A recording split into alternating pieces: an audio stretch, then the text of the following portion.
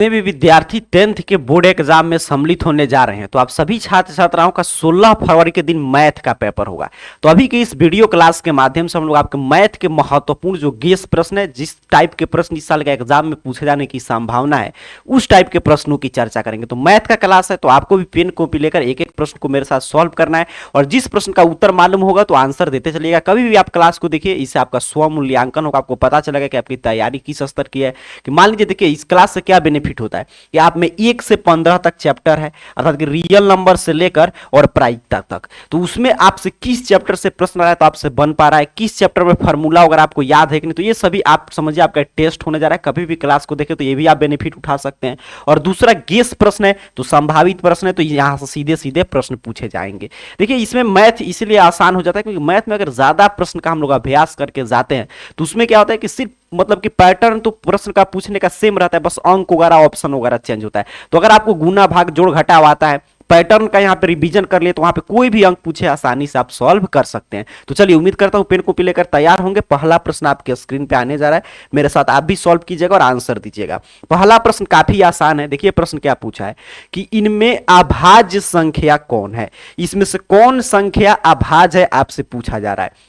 तो इसके लिए आपको अभाज्य संख्या अर्थात कि प्राइम नंबर का परिभाषा मालूम होना चाहिए। तो दो तरह की संख्याएं हम लोग पढ़ते हैं, एक भाज्य एक अभाज्य। भाज्य संख्या है जो एक और अपने आप से तो सभी संख्याएं कटती है, लेकिन इनको छोड़कर किसी भी एक संख्या से मतलब जिसका 3 गुणनखंड हो तो वो क्या हो जाता है भाज्य, और जो एक और अपने आप को छोड़कर किसी भी संख्या से नहीं कटे तो अभाज्य। अब इसी पैटर्न को अगर आप सीखें तो यहां से देखिएगा इस टाइप का प्रश्न हमेशा आता है, कभी पूछेगा कौन अभाज्य नहीं है, कौन अभाज्य है, और ऑप्शन वगैरह चेंज होगा। बस पैटर्न अपने को यही सीखना है कि अभाज्य का मतलब क्या होता है। कभी कभी संयुक्त भी पूछता है, ठीक है, कभी कभी क्या पूछ देता है इस तरह संयुक्त संख्या। तो संयुक्त पूछे या भाज्य पूछे ये दोनों सेम है। अंग्रेजी एक बार देख लीजिएगा क्योंकि प्रश्न तो इंग्लिश और हिंदी दोनों माध्यम में रहेगा, तो इस दोनों का अंग्रेजी देगा कंपोजिट नंबर और इसका प्राइम नंबर। तो इसमें से कौन अभाज्य है, तो देखिए 84, देखिए एक 84 से कटेगा, लेकिन कहेंगे सर इसका 2 से काफी संख्या से कट जाएगा तो ये तो भाज्य हुआ नहीं। यहाँ पे देखिए 8 7 15 तो ये भी अभाज्य नहीं हुआ, ये भी अभाज्य नहीं हुआ क्योंकि 3 से कट जाएगा।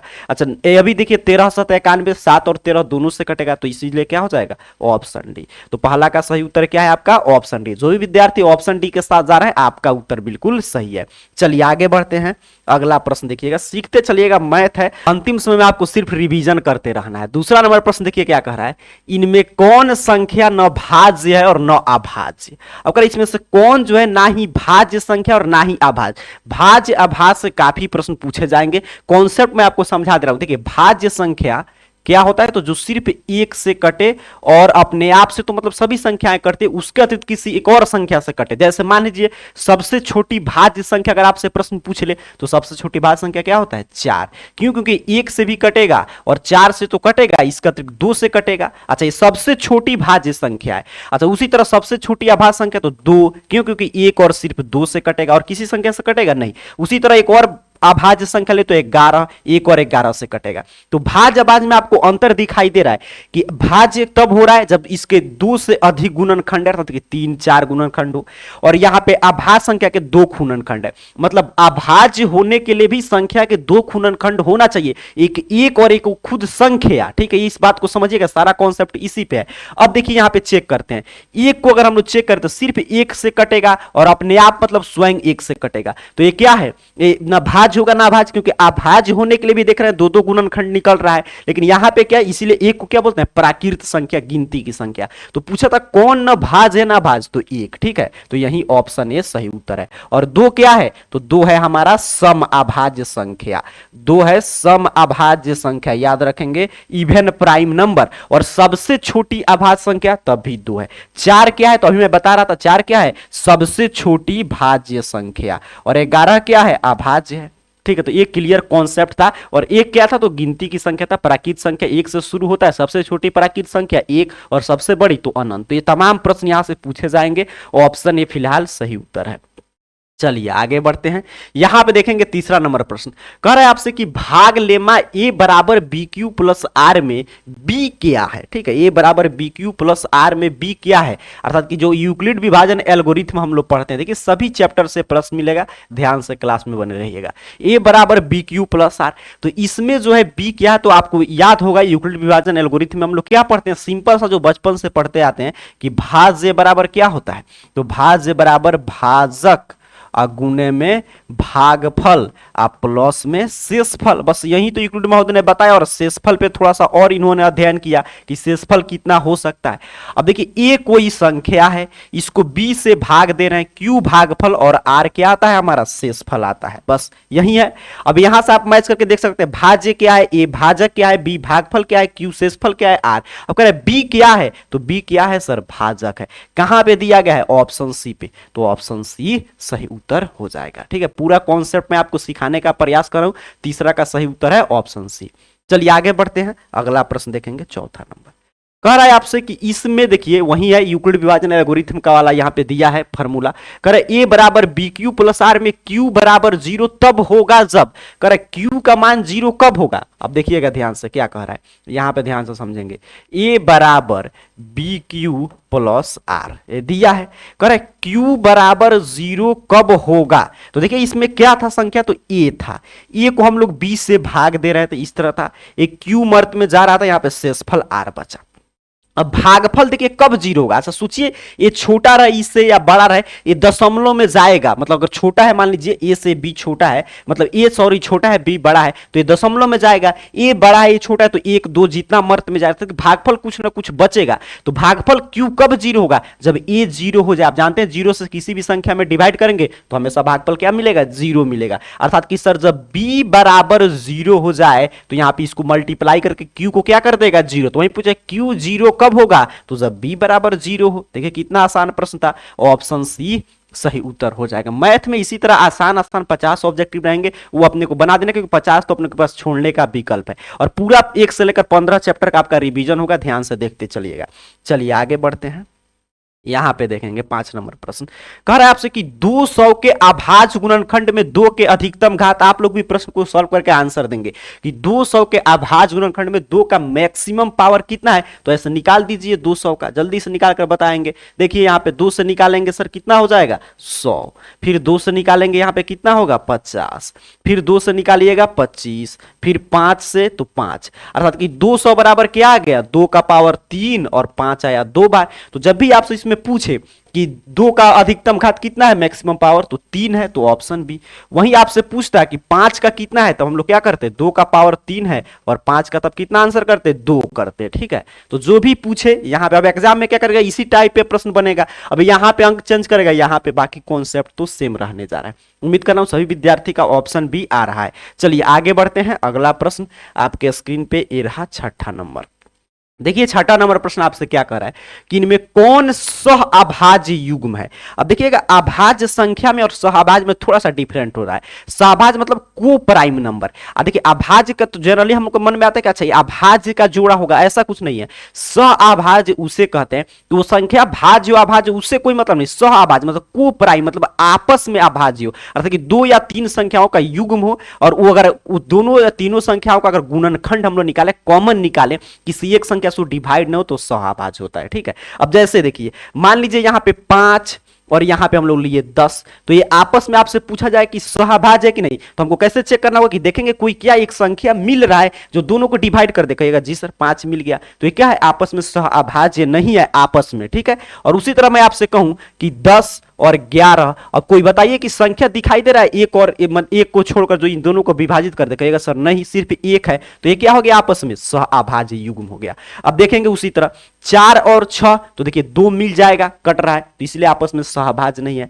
14 और 21, तो देखिए 7 ही दिखाई दे रहा है, ठीक है, तो इसलिए अभाज्य नहीं है। 15 25 5, लेकिन 16 25 में देखिए एक को छोड़कर कोई भी ऐसा संख्या बताइए जिससे कट जाए, नहीं मतलब कि दोनों संख्या कट जाए, नहीं कटेगा, कोई भी संख्या नहीं है, तो इसलिए सही उत्तर क्या हो जाएगा, ऑप्शन डी ठीक है। और देखिए यहां पे ध्यान देंगे तो ये दोनों क्या था, भाज्य संख्या था, लेकिन आपस में क्या है, सह अभाज्य। तो ऑप्शन डी सही उत्तर हो जाएगा। ऑप्शन डी इस प्रश्न का सही उत्तर है। ठीक है, चलिए आगे बढ़ते हैं। अगला प्रश्न आपके स्क्रीन पे ये रहा।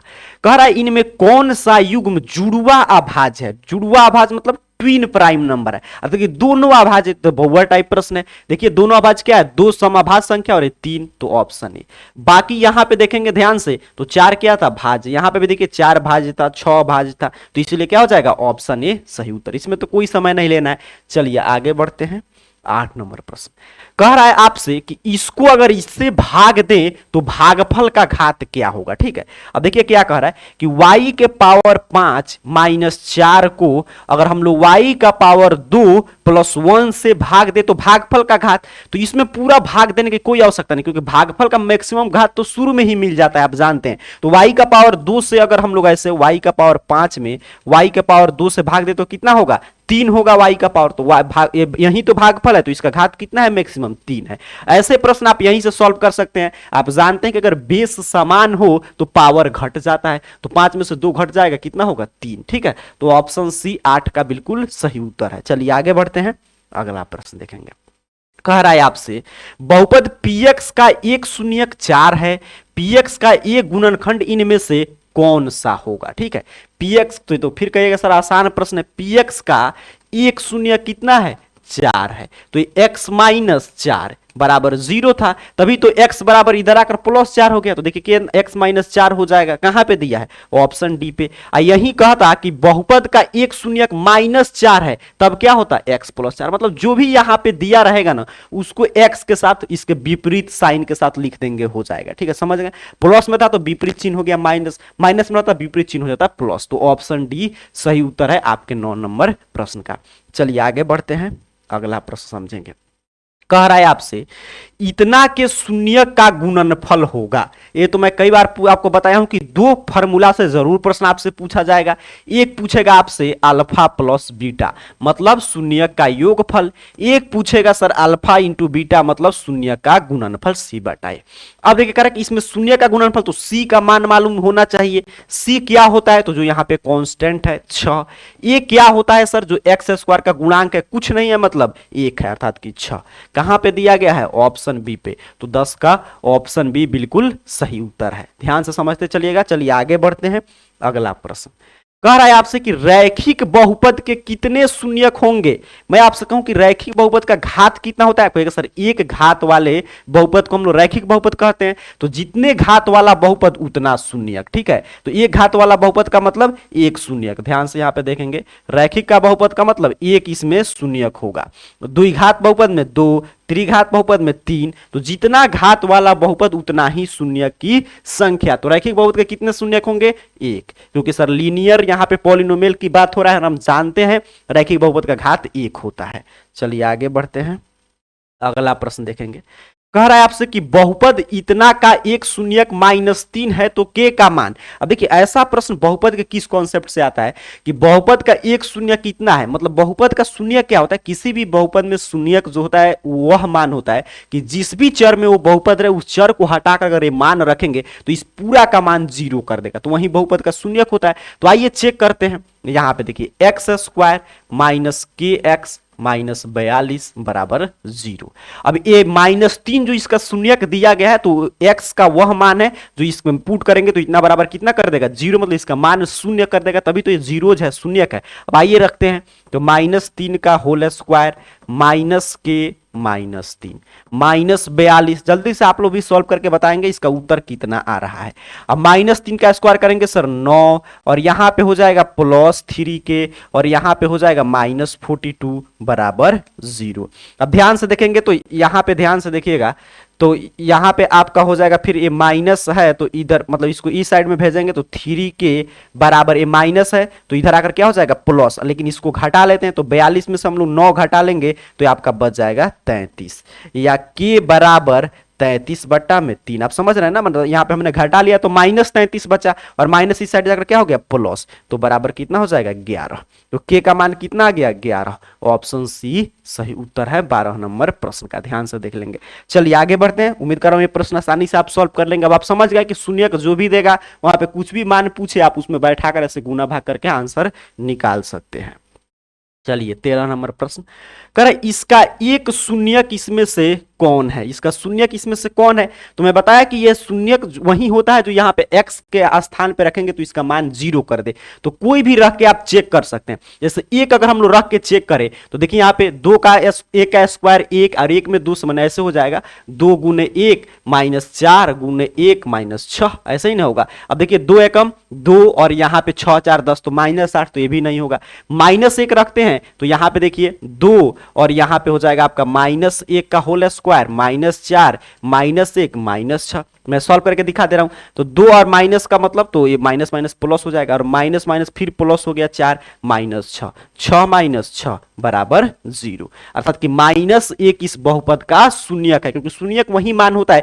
ये तरीका सबसे शॉर्टकट होता है। एक दूसरा तरीका भी होगा कि इसका पूरा शून्यक निकालेंगे, देखेंगे कि कौन सा मान आ रहा है। मैं तो इतना सॉल्व किया, आप तो मन में ही 1 - 1 इसमें बैठा के गुना भाग कर सकते हैं। ठीक है, तो ये आसान तरीका होता है। 2 - 2 भी रख के चेक कीजिएगा 0 नहीं आएगा। तो इसलिए ऑप्शन बी सही उत्तर है आपके 13 नंबर प्रश्न का। चलिए 14 नंबर प्रश्न कह रहा है कि इसके कितने शून्यक हल जो है संभव है, सॉरी हल इसके कितने संभव है। अब देखिए ध्यान से, तो 2 चर वाला रैखिक समीकरण है और इसका कितना हल है, तो जितना x का मान रखेंगे उतना y निकलेगा, y का जितना मान रखेंगे उतना x का मान निकलेगा। अर्थात कि क्या कहेंगे सर, अनगिनत हल संभव है। ठीक है, ऑप्शन डी 14 नंबर प्रश्न का बिल्कुल सही उत्तर है। चलिए आगे बढ़ते हैं।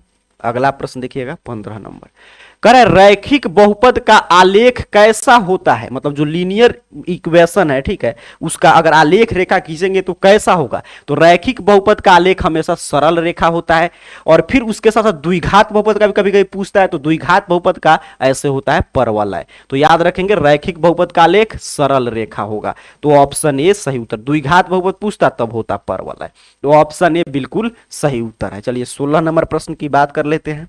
ध्यान से देखते चलिएगा। देखिए अंतिम समय, तो अंतिम समय कोई इधर उधर की बात नहीं, सीधे प्रश्न उत्तर पे हम लोग फोकस रहेंगे, और ध्यान से मैथ है सीखते चलिएगा। जितना ही मैथ का रिवीजन करके आप जाएंगे उतना ही शानदार आपका मैथ में अंक आएगा। अब यहां पे देखिए बहुपद इतना का एक शून्यक है। अब मैं तो ये तो आपके होमवर्क के तौर पे है, इसका शून्यक इसमें से कौन है, तो उसी तरह x की जगह पर मान रखेंगे, जो मान 0 कर देगा उस शून्य का, इसको सॉल्व कीजिए। मान लीजिए मान रखने में दिक्कत होता है तो यहाँ पे आप इसको मतलब कि कॉमन भी ले सकते हैं। देखिए सब में 2 कॉमन है, तो ये कितना लिखा गया x² -5x और +3 भी हो जाएगा। अब आसानी से मान रख कर आप चेक कर लीजिएगा, इसमें से कोई भी मान रखेंगे इसका मान 0 नहीं आएगा। इसीलिए ऑप्शन डी सही उत्तर है। अपने से बना लीजिएगा। एक तरीका ये हुआ जो मैं बता रहा हूं। दूसरा तरीका क्या होता है कि तो वही जो मैं शुरू में बताया कि इसको सॉल्व कीजिए और सॉल्व करके इसका मान निकालिए, और जो दोनों में से रहेगा, तो इसमें से कोई मान नहीं रहेगा, क्योंकि देखिए यहाँ पे 2 है, रखेंगे तब भी ज्यादा हो जाएगा। 4 रख रहे हैं तभी 4 से होगा 16, और 16 दूनी 32 ज्यादा हो गया। और यहाँ पे देखिए 40 होगा और 6 घटेगा भी इसमें से, तभी आप जानते हैं 40 में से आप 6 घटा लेंगे तभी 34 बचेगा। तो उसी तरह -3 भी रखेंगे तभी नहीं होने जा रहा। तो ऑप्शन डी सही उत्तर है। चलिए आगे बढ़ते हैं। यहाँ पे देखिए कह रहा है कि इसका आलेख कैसा होगा। कह रहा है इसका आलेख कैसा होगा। अब देखिए द्विघात बहुपद है यहाँ पे देख रहे ना, तो अभी मैं बता रहा था पिछले में कि रैखिक बहुपद का सरल रेखा और द्विघात बहुपद का परवलय है। ठीक है, तो ऑप्शन बी 17 का सही उत्तर है। चलिए आगे बढ़ते हैं। कह रहा है विरोधी समीकरण युग्म के कितने हल होते हैं। जो हम लोग 3 मतलब कि प्रश्नावली जो तीसरा चैप्टर शुरू होता है 2 रैखिक वाले समीकरण युग्म, उसमें हम लोग पढ़ते हैं कि a1/a2 आपको याद होगा कंडीशन। ऐसे में पूरा आपका उसका शुरू में रिवीजन कराया था जब डेली लाइव क्लास चलता था इसी चैनल पे तब। तो यहाँ पे कह रहा है कि विरोधी समीकरण युग्म के कितने हल संभव है। तो जैसे ही समीकरण युग्म अगर संगत होते हैं तो चलिए एक हल होगा या अनेक हल होगा। विरोधी जैसे ही होंगे तो उसका कोई हल नहीं। ठीक है, अब देखिए कहां पे दिया गया, तो ऑप्शन सी पे, तो यही सही उत्तर हो जाएगा। तो सीधे सीधे कॉन्सेप्ट का आपका रिवीजन हो रहा है इसके माध्यम से। कह रहा है y बराबर 6 का आलेख कैसा होगा। तो जब भी देखिए यहाँ पे y का मान दिया रहे और कहे का आलेख कैसा होगा, तो तुरंत आप कहेंगे सर x अक्ष के समानांतर होता है। और जैसे ही यहाँ पे x का मान दिया रहता तो आप कहते हैं y अक्ष के समानांतर होता है। ठीक है, और जब 2 मान देता है तब होता है कि x अक्ष के दोनों ओर या एक ओर होगा। जैसे मैं यहाँ पे आपको दिखा दे रहा हूं, यहाँ पे ध्यान से हम लोग चलिए आइए समझ लेते हैं। यहाँ पे ध्यान से देखेंगे, जैसे हमने मान लीजिए एक हमने यहाँ पे रेखा खींचा, यहाँ पे समझिएगा, इसको हम लोग बनाने का प्रयास करते हैं। तो यहां पे आपको बस इतना ही कॉन्सेप्ट आपको मालूम होना चाहिए कि जब भी एक्स अक्ष का पूछेगा, ठीक है, तो ये आपका हो जाएगा एक्स अक्ष का मतलब कि मान दिया रहेगा तो वाई अक्ष के समानांतर, और वाई अक्ष का मान दिया रहेगा तो एक्स अक्ष के समानांतर, ठीक है। यहाँ पे आइए एक और रेखा, मतलब ग्राफ हम लोग खींचने का यहाँ पे प्रयास कर रहे हैं, तो यहाँ पे आप समझ जाइएगा ध्यान से। यहाँ पे देखेंगे ये हमारा हो गया, ठीक है, एक्स वाई। अब देखिए यहाँ पे ध्यान से, अगर हमसे कह रहा है कि एक्स मतलब कि वाई बराबर 6, तो ये अपना एक्स है या एक्स डैश है, ये वाई है अपना, ये वाई डैश है। अब आपसे कह रहा है कि वाई बराबर 6, तो वाई बराबर 6, तो ऐसे मान लीजिए हम लोग ग्राफ रहता तो 1 2 3 4 5 6, तो यहाँ पे 6, तो ऐसे खींचते क्योंकि एक्स का कुछ मान है ही नहीं। तो देखिए किसके समानांतर आ रहा है, एक्स अक्ष के समानांतर आ रहा है। वही इसी तरह अगर एक्स का कोई मान दिया रहता तो इस तरह खींचते तो ये वाई अक्ष के समानांतर आता, ठीक है, क्लियर, आप समझ चुके हैं। तो एक्स अक्ष के समानांतर, सॉरी मैं यहाँ पे टिक किया हूँ, ऑप्शन पे क्या होगा, ऑप्शन ए सही उत्तर हो जाएगा, ठीक है, एक्स अक्ष के समानांतर। ये नहीं होगा, ये तो था एक्स अक्ष पर लंब है, तो यहाँ पे क्या हो जाएगा, एक्स अक्ष के समानांतर, ऑप्शन ए सही उत्तर है। चलिए आगे बढ़ते हैं, अगला प्रश्न देखेंगे यहाँ पे 20 नंबर।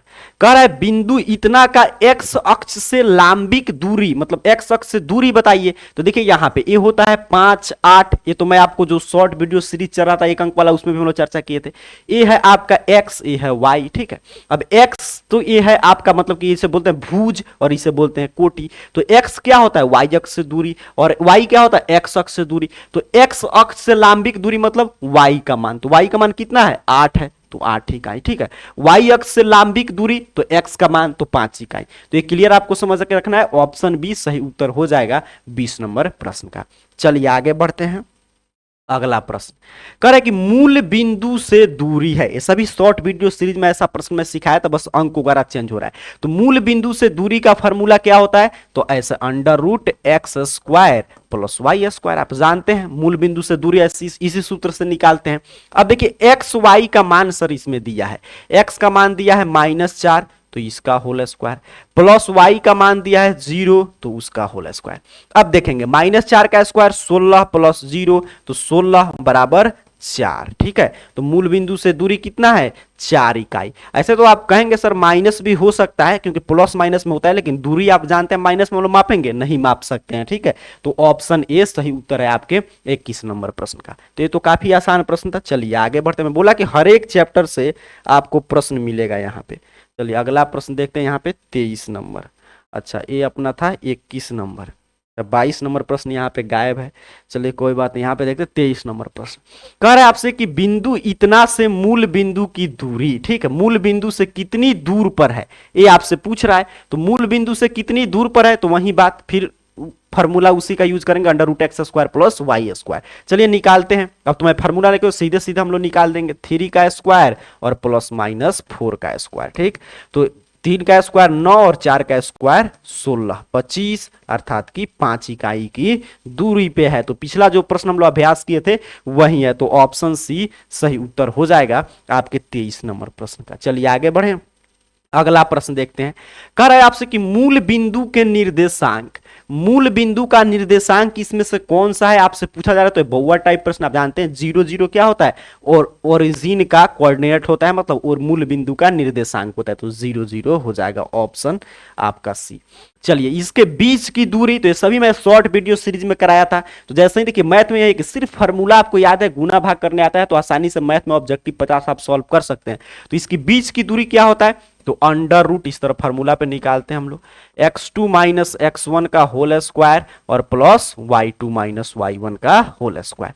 अब देखिए x2, तो यहाँ पे x1 है, यहाँ पे मैं लिख भी दे रहा हूँ, x1 है y1 है, ये x2 है, ये y2 है। अब देखिए x2 माइनस 1 है, x1 कितना है 2 है, y2 देखिए कितना है 4, y1 है, अब इसका आप होल स्क्वायर करके निकाल सकते हैं। यहाँ पे हो जाएगा -3 का स्क्वायर और 4 का स्क्वायर। पिछले वाला प्रश्न का आपको याद आ जाएगा, 3 का 9, 4 का 16, मतलब सर 25, मतलब कि 5, तो इसका भी क्या हो गया 5। ऑप्शन बी सही उत्तर हो जाएगा 25 नंबर प्रश्न का। चलिए आगे बढ़े, ध्यान से समझते चलिएगा। अगला प्रश्न कह रहा है कि मिनट की सुई 1 मिनट में कितना अंश का कोण बनाती है। आपसे ये पूछा जा रहा है कि मिनट की जो सुई है वो 1 अंश में कितना कोण बनाती है। अब ध्यान से यहां पे देखेंगे, एक हम लोग यहाँ पे घड़ी बना ले रहे हैं ब्रिज टाइप का। अब आपको समझ में आएगा, आप देखिए ध्यान से, करके कितना अंश का कोण बनाती है। तो पूरा जो एक घड़ी है, तो अगर मिनट का सुई मान लीजिए यहां से घूमना शुरू किया और घूमते घूमते पूरा यहीं पर फिर पहुंच गया, मतलब इस तरह घूमते घूमते, तो ये कितना डिग्री का कोण बनाएगा, कहिएगा सर 360 डिग्री का कोण बनाएगा। और कितना मिनट में मिनट का सुई बनाती है, तो 60 मिनट में, अर्थात कि मिनट का सुई 60 मिनट में 360 डिग्री का कोण बनाती है। तो मैं आपसे कहूं कि 1 मिनट में कितना बनाएगी, कहेगा सर इसमें 60 से भागा दे दीजिए, ठीक है, अर्थात कि 6 डिग्री का कोण बनाएगी। कहां पे दिया है, ऑप्शन ए पे, तो ऑप्शन ए सही उत्तर हो जाएगा 26 नंबर प्रश्न का। चलिए आगे बढ़े, अगला प्रश्न देखिएगा। कह रहा है आपसे कि 7 सेंटीमीटर त्रिज्या एवं 90 डिग्री के कोण वाले चाप की लंबाई क्या होगी। ठीक है, तो इसमें भी सीधे सीधे चाप की लंबाई का फॉर्मूला आपको याद होना चाहिए। क्या होता है फॉर्मूला, कहेंगे सर थीटा बटा 360, और चाप की लंबाई है तो 2 पाई आर। वहीं पे आपसे पूछता कि त्रिज्यखंड का क्षेत्रफल, तो पाई आर स्क्वायर। अब थीटा कितना दिया है, तो 90, और 360 तो अपना 360 है ही, 2 तो 2 है, पाई तो अपना 22/7 है, और आर कितना है सर, तो आर है 7। अब चलिए कटाते हैं, 0 9 चौका में 36, 2 से यहां पे 4, और 4 से 1, 2 से यहां पे कट गया 2, और 2 से कट जाएगा 11, 7 से 7 कैंसिल, सिर्फ क्या बचा, 11 सेंटीमीटर। कहां पे दिया है, ऑप्शन बी पे। बस देखिए कितना आसानी, इसलिए मैं शुरू में बोला कि मैथ में अगर आप लगातार रिवीजन किए हैं, ठीक है, आपका 27 नंबर प्रश्न था, ऑप्शन बी बिल्कुल सही उत्तर है। अगर लगातार आप रिवीजन किए हैं और गुना भाग आपको आता है, तो आसानी से आप सभी प्रश्न को सॉल्व कर सकते हैं। चलिए आगे बढ़ते हैं, अगला प्रश्न कर आपसे कि उस त्रिज्य खंड का क्षेत्रफल क्या होगा जिसकी त्रिज्या इतना एवं केंद्रीय कोण इतना है। अब देखिए त्रिज्य खंड का क्षेत्रफल जो मैं फॉर्मूला बता रहा था उसमें भी आपसे पूछ दिया। अब यहां पे देखिए क्या होता है फॉर्मूला, थीटा बटा 360 और पाई आर स्क्वायर। अब चलिए बांध बैठाते हैं, थीटा दिया है सर 60, और यहां पे 360 तो 360 है, पाई अभी मैं बता रहा था 22/7, आर तो सीधे हम लोग त्रिज्या का स्क्वायर कर देना है, 21 गुने 21। अब चलिए इसको कटाएं, 0 से 0, 6 से यहां पे 6। अब देखिए और कुछ कटने वाला है, तो 2 से यहां पे हो जाएगा 3, और 2 से 11, 7 से 3 और 3 से 3 कैंसिल, 11 21 बचा, मल्टीप्लाई कीजिए तो 11 कम 11, 11 दूनी 22, 1 23, 231 सेंटीमीटर में दिया था, तो सेंटीमीटर स्क्वायर। कहां पे दिया है, 231 सेंटीमीटर, तो ऑप्शन डी पे, तो ऑप्शन डी सही उत्तर हो जाएगा 28 नंबर प्रश्न का। सोचिए अगर फार्मूला याद है, मान पूरा प्रश्न में दिया रहेगा, ऑब्जेक्टिव 50 इसी टाइप के रहेंगे, ऐसे ही आपको आसानी से बना देना है। चलिए आगे बढ़ते हैं, अगला प्रश्न देखिए क्या कह रहा है कि यदि वृत्त की त्रिज्या 5 सेंटीमीटर हो तो वृत्त का क्षेत्रफल। अब देखिए ध्यान से, और ऑप्शन पे भी गौर कीजिएगा कि वृत्त का क्षेत्रफल पूछ रहा है, लेकिन पाई का मान नहीं रखना, क्योंकि सभी ऑप्शन देखिए पाई में है, तो पाई का मान नहीं रखना है। अब सीधे सीधे वृत्त का क्षेत्रफल का फॉर्मूला, कहेगा सर पाई आर स्क्वायर। पाई तो उसी में आंसर दिया है, आर कितना है 5, तो 5 का स्क्वायर, अर्थात कि 5 का स्क्वायर 25 पाई सेंटीमीटर में है, तो सेंटीमीटर स्क्वायर। देखिए कहां पे दिया है, ऑप्शन सी पे, तो ऑप्शन सी सही उत्तर हो जाएगा। देखिए कितना आसान प्रश्न था। चलिए आगे बढ़ते हैं, अगला प्रश्न 30 नंबर कह रहा है वृत्त की परिधि और व्यास का अनुपात होगा। काफी शानदार प्रश्न है। कह रहा है वृत्त की परिधि और व्यास का अनुपात, तो वृत्त की परिधि कितना होता है, कहेगा सर 2 पाई आर होता है। पहले परिधि लिखा है तो पहले परिधि लिखेंगे। व्यास कितना होता है, तो 2r होता है, समझ ना, व्यास मतलब d, और d बराबर कितना होगा 2r, r बराबर इसलिए तो d बटा 2 होता है। अब देखिए r से r कैंसिल, ठीक है। अब यहां पे बचा 2 पाई, तो 2 से 2 कैंसिल, यहां पे क्या बचा पाई मतलब 22/7, यहां पे कुछ नहीं बचा तो 1। अब 22 और यहां पे 7 भाग में, तो इधर गुना में, अर्थात कि 22/7। ध्यान से देखेंगे, ऑप्शन ए सही उत्तर हो जाएगा। वहीं आपसे कहा था कि वृत्त का व्यास और परिधि, मतलब इसको पलट देता तब क्या होता, आंसर पलट जाता, 7:22 होता है। तो आज के क्लास को, अभी इसमें काफी प्रश्न है, ठीक है, लेकिन आज के क्लास को हम लोग यहीं पे रोकेंगे। आपको बताना है कि आपका 30 में से कुल कितना प्रश्न सही हुआ। नेक्स्ट क्लास में अगर आप लोग का डिमांड आता है तो पूरा इस सेट में सभी चैप्टर का देखिए आपका रिवीजन हो रहा है, तो और सब चैप्टर से प्रश्न मिलेगा, उसकी भी हम लोग क्लास कर लेंगे। तब तक के लिए इन सभी प्रश्नों को समझते रहिएगा और रिवीजन कर लीजिए। आप सभी को बहुत बहुत धन्यवाद।